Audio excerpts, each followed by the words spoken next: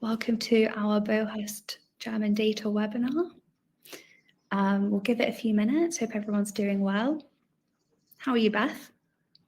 I'm good, thanks, Chynna. How are you doing? Yeah, good. Yeah, we'll wait a few minutes for people to start joining since we're right on 11. Hope everyone's doing well on this very autumnal but humid day. Whilst we're waiting for people to join, and before we get started, I thought it'd be really interesting to put a poll out whilst we've got this fancy software to find out how global your strategy is. So please, in the poll, select an answer that relates to you. If you don't feel like an answer or response does relate to your strategy, feel free to put a chat comment. And we can, just collect that information. Don't worry, we're not going to make any big business decisions on these answers. It's just, whilst we're waiting for people to join, thought we'd put a poll out since we're here to talk about international. I can see a few answers rolling in, which is great to see already. So thank you. Quite a spread as well. Love to see. We'll give it a couple more minutes whilst we wait for people to join. And just for those who are joining now, we've put a poll out just to see what your international strategy is, just whilst we're waiting and collecting data. We love data here.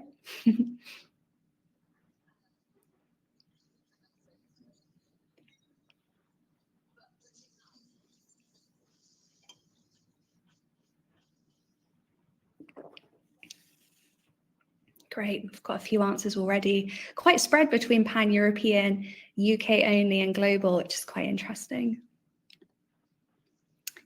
Okay, it's been a few minutes now, so I recommend we get started. So thanks everyone for joining this webinar. We're here to talk about German data. We've recently expanded our data offering to Germany. I'm Chynna. I'm the lead on data strategy at Beauhurst, and I'm overseeing our data expansion. And I'm joined here by Beth, who's joining us from our account management team.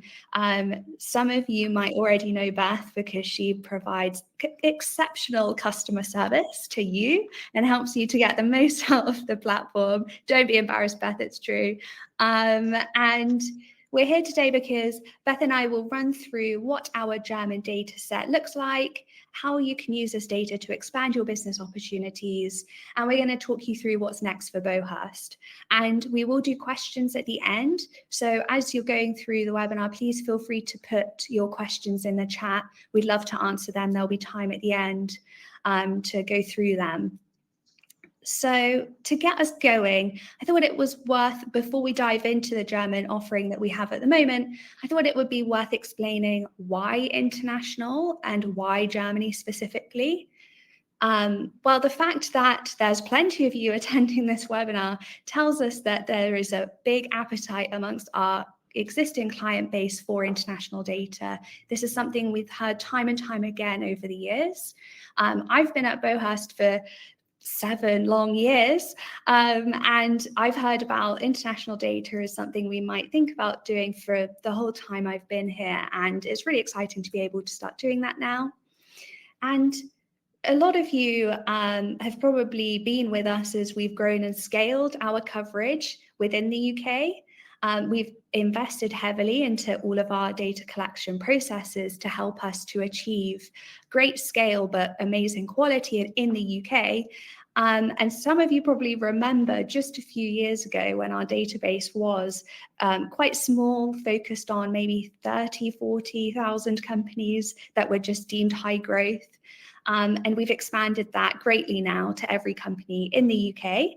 And we can apply those principles to other countries too. So we feel like we are in a really good position now to really start expanding globally off the back of the demand. But why Germany specifically? I mean, first of all, to be real, we have to start somewhere. If we're going to go international, we need to pick a country and go there.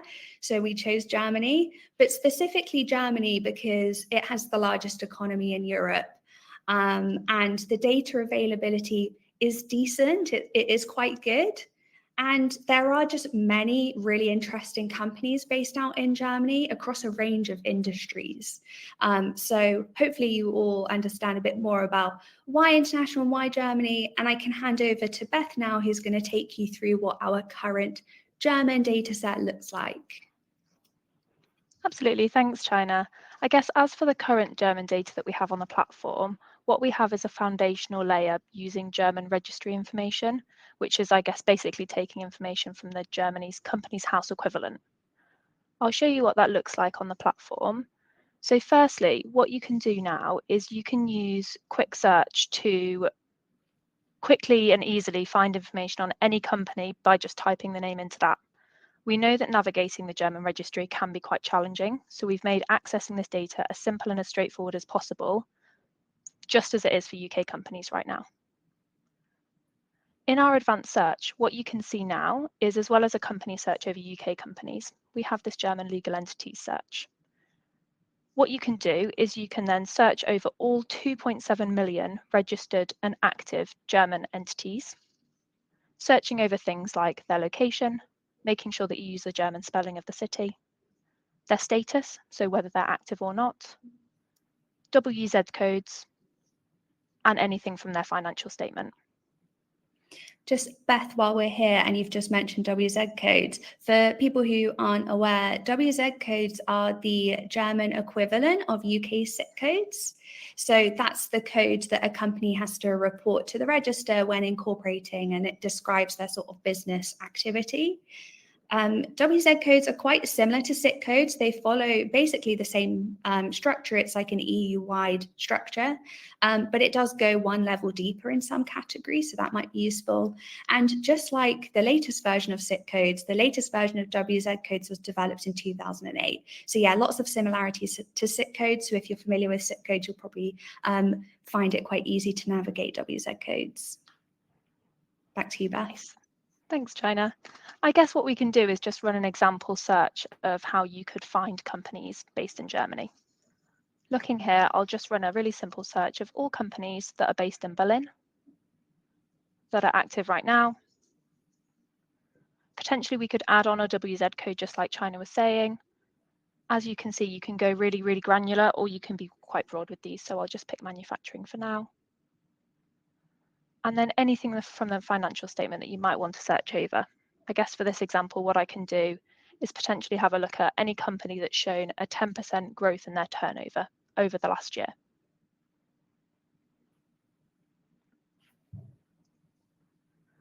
As you can see, it's exactly the same as how you would currently search for UK companies on the platform.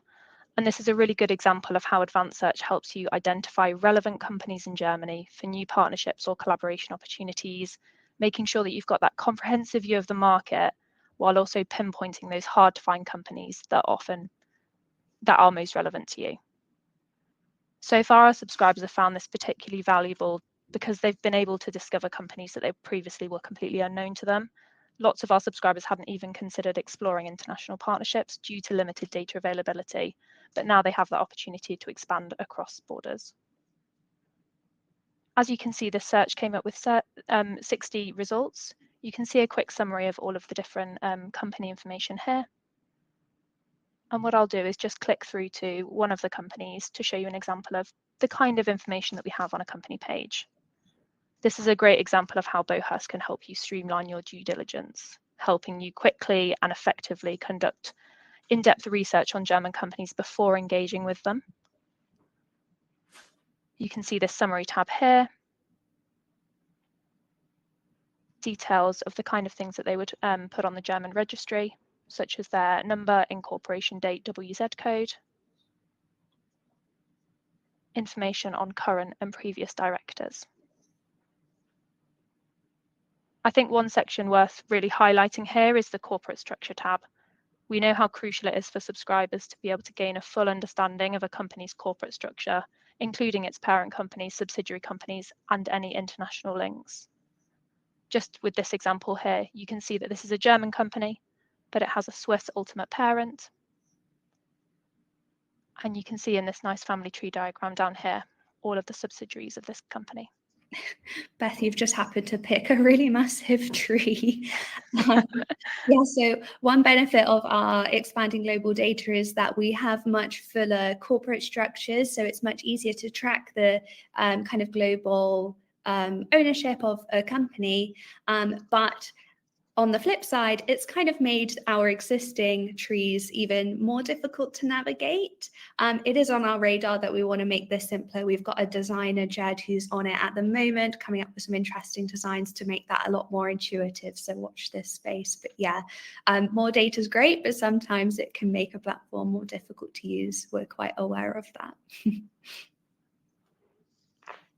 Another great thing to point out about these corporate structures, I've gone on to a different company here, another German company, but it also links back to our UK company dataset too. So here's a German company, but you can see all of these German-based companies that are in the corporate structure, and also this UK-based company. And if you wanted to, then you can click through and get straight to that UK page. So it's bringing all of the data that we had on the UK and making it more rich across Germany as well. I think one last thing to point out back on the page that I was showing you originally is the financials. We've got as much data on financials as we do for UK companies right now. And you can also see it goes back quite a few years too. Yeah, it might be worth also flagging at this point, which is a question people might have, is around German filing requirements. So similar to the UK, different size businesses have to file different amounts of information in their financial statements. I'm not going to go into all the details, but it follows a really similar kind of criteria as the UK, where you've got micro, small, medium, and large businesses that file kind of similar amounts of information, and the kind of criteria are quite similar too, but it obviously is in euros and slightly different in some respects. But just a heads up, that means that not every German company has a turnover figure, but that is also the case for the UK too. Nice. I guess that the data that you see on this company page, as well as everything that's searchable in advanced search, represents our initial iteration of the available German data. Chynna, I don't know if it's worth you talking about kind of the plans for the coming months with our German data set.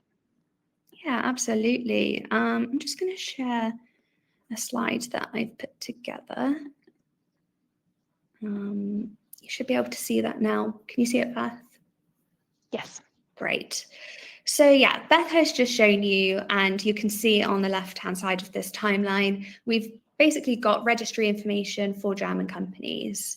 And I'm not going to list out the data points, you've sort of just covered those with Beth just now. But that's where we are at the moment. And similar to the UK, the registry information forms the basis of our data, and then we kind of build our rich, more curated data sets on top of that, the sorts of data sets that you've come to know and love Beauhurst for. So the next steps, which we're actively developing at the moment to launch later this year, will be enhancing our company information further to help you really find those companies of interest to you. So often, many of you are saying you've got industries of interest. So we're looking at developing industries at the moment. We'll be developing company websites and socials, having company descriptions, so much richer company profiles. And we're also ramping up our announced fundraising coverage too for German companies. And then after this, we're setting our sights on expanding our transactions and events coverage even further. So broadening out those signals even further. We've been working really hard to get our news tracking pipeline set up for international coverage and German source tracking. So going after the data that we get from those news articles, such as transactions and events, makes a lot of sense for that's our next step. While we're here, though, I'm going to put out another poll, and this one's asking about which data sets are valuable to you, just whilst we're talking about data sets. And I know that this is a bit of a simplification. Also, we can only add 5 responses for me to choose from. But I just thought it'd be quite interesting to put out a few different data sets that we have, and you can respond to which ones you'd like to see. Let's see. Got a few answers already. Thank you for that. So I'll just carry on. I've mentioned these data sets that we've prioritized already. A lot of this has come from feedback we've already had from clients. And some of you on the call today have spent time with me, and thank you so much for that. It's helped to inform what we're building. And our next steps are going to be informed by that too. So I'd love to chat to as many people as possible about your international data needs. And if that's something of interest to you, do reach out to your account manager. But basically, we want to build the thing that's useful to you all, not the thing that we think you would like. And I just will also say that once we've expanded our scope from Germany and we've built data that's useful and we've got to a good level of data in Germany, we'll then start eyeing up our next country. And that's going to be basically trading off a few different dimensions, helping us to decide which country to do next. Again, we'll be looking at client feedback, what countries are coming up a lot in our conversations with clients, but we'll also be looking at the data availability of certain countries too. It makes sense to expand our data in a country that has a good amount of data. It's possible we might also want to complete a region that we've sort of started. So we've done Germany, maybe it makes sense to do DAC, or, we've done UK, maybe we should do Ireland. And we'll also, of course, expand into a country that we believe has a good, market size and value and has lots of interesting companies for you to sink your teeth into. So yeah, I'm going to sound a bit like a broken record here, talking about the importance of feedback, but that's something we really do value. And so before we move on to questions, whilst I'm here, I want to say thank you for everyone for coming on this call, for potentially spending time with me on this. I'm really excited. We're already excited about expanding our data internationally and to take you on this journey with us. And this is our kind of first step globally. So I think we're ready now to move on to questions. If I stop sharing my screen, please put your questions in the chat as you go. And I think, Beth, you have some to ask. Yeah, there's a few questions already. I guess a first question is there a directory of WZ codes that are mapped to the sector filters that we can use to refine UK company searches? Well, that's a really good question. Is there a map? I don't think there's a direct map of one-to-one WZ codes to SIT codes, but that is something your account manager could probably help you with to make sure that you're finding those German companies of interest to you. So it's worth reaching out, but a lot of the codes, as I said, are very similar. So if you have been using SIT codes, you probably will find something in WZ codes of interest. Nice. A question here, can I use Beauhurst to do competitor analysis in Germany? The short answer is yes, absolutely. We'd recommend doing a very similar search to what I showed earlier, looking at similar companies based on their WZ code, based on their turnover threshold potentially. If the company that you want to compare it to is growing quickly, we can add in those growth metrics too.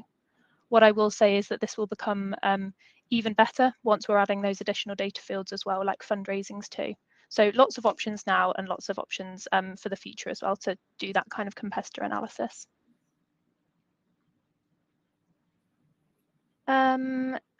Here's one, Chynna. What about ownership, so shareholders and that information? Yeah, sure. So we had a little bit of difficulty trying to get shareholder data. On the German register, the shareholder registers are behind a paywall, and that's made it quite difficult for us to scrape it. And we've also weighed up our options of trying to find a third party to buy it from, and no one will sell it to us in bulk.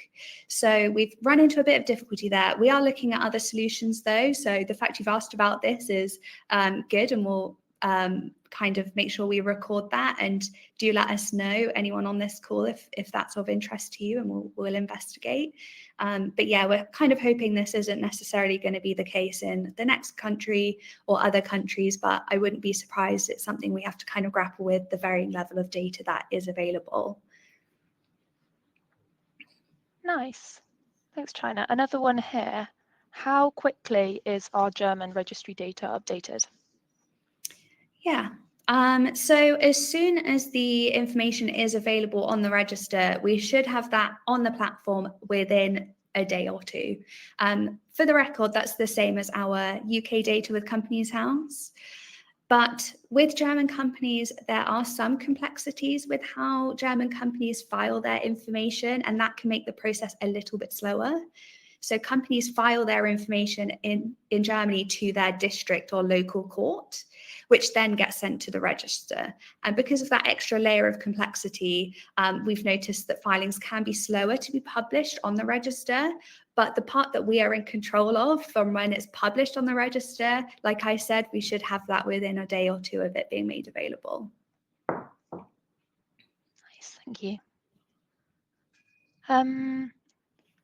Another question here, can I use this to find German companies that might be looking to expand internationally? I guess what we have at the moment is a lot of subscribers that will use our UK dataset for exactly that. And they will look at the kind of proxies that our client experience team might recommend, such as they've shown a large percentage of growth, they've been scaling really recently, they've received funding maybe for specific purposes. So yes, absolutely, all of the kind of searches that you would do on UK companies to find those that would want to expand internationally, we can definitely either do right now or will be able to do with the extra data that we're adding on German companies too.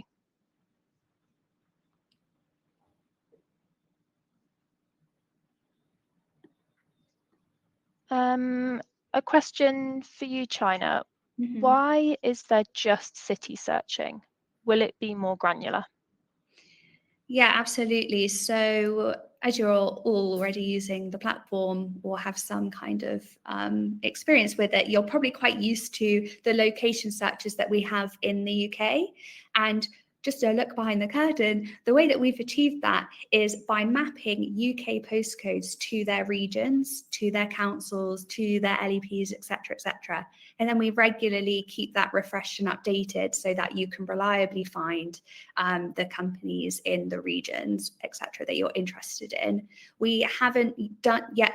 Oops, sorry, tripping over my words. We haven't yet done that for Germany, but it's on our radar. The goal is absolutely to have a similar sort of search for Germany where you can search the postcode or the region or the city, not just the court or the city that we've got right now. So yeah, definitely that's the goal. Perfect. And I think the last question that we've got in the chat at the moment, please do add any others in if anything comes to you while Chynna's answering this one. I think you've already answered this, Chynna, about is there a roadmap to expand to any other countries also? Just wanted to make sure we covered that off too. Yeah, sure. So would I say there's a roadmap? No, there are definitely, in my mind, a short list of companies which we're still working on and we're still open to kind of feedback and suggestions too. But yeah, we're not quite there yet sharing where we're going to go next or what we're going to be doing and on what kind of time frame. But the next step will be doing another country. It's just a matter of which one and at what point. I think once we are happy with what we are offering for Germany, we can then look to expand further. Nice. We've had one final one pop in. Do companies have to file the same info in Germany as they do in the UK?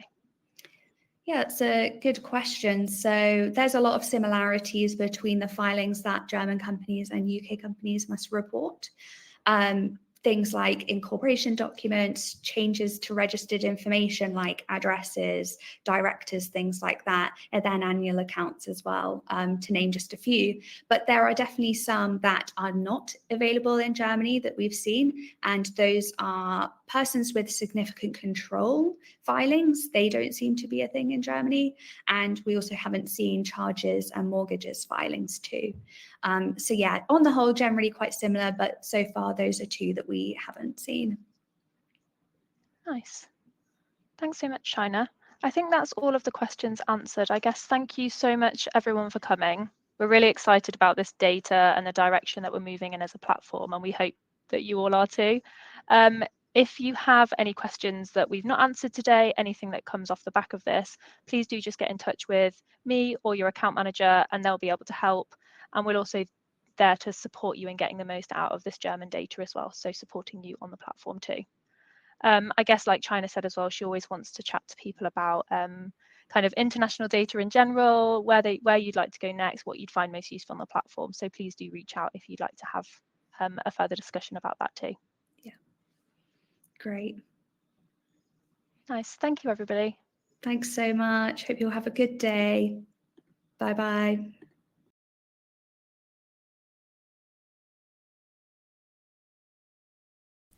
Conducting a company financial health check is essential for understanding business stability, growth potential, and overall viability. Whether you're an investor, partner, or business owner, regularly assessing a company's financial health allows you to make informed decisions. But how do you check the financial health of a company? Actually, it's quite easy using the Beauhurst platform.